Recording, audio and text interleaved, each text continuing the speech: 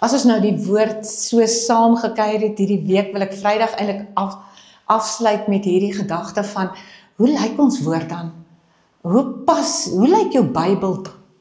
Want ek lees in Romeine 12 vers 1 tot 2 die volgende, en nou doen ek 'n beroep op julle broers, op grond van die ontferming van God. Gee julle self aan God, as lewende en heilige offers, wat vir hom aanneemlik is. Dit is die wesenlike van die godsdiens wat julle moet beoefen. Julle moet nie aan hierdie sondige wêreld gelyk word nie, maar laat toe dat God julle verander deur julle denke te vernuwe. Jy sien, ons kultuur sê, volg jou hart. Maar die Bybel sê, gee jou hart vir God. Ons grootste versoeking is om God se woord dan te kom en te buig en dit gemaklik te maak sodat ons leefstyl daarin pas. Die roepstem van die Here is die teenoorgestelde. Hy leer ons dat ons verander word deur die vernuwing van ons denke.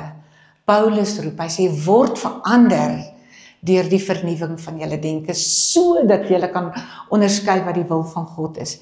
Nie die wil van die wêreld nie. Nie my eie gemaak nie, maar weet, wat is God se goeie welgevalle wil. Die Bybel is soos 'n maatband. Ek meet nie die maatband met die tafel nie. Ek meet die tafel met die maatband.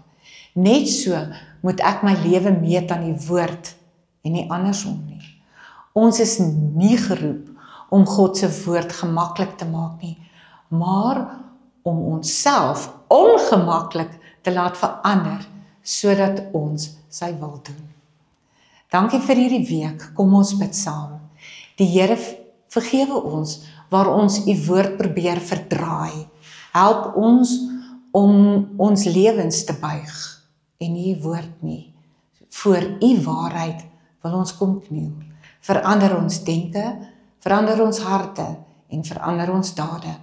Amen.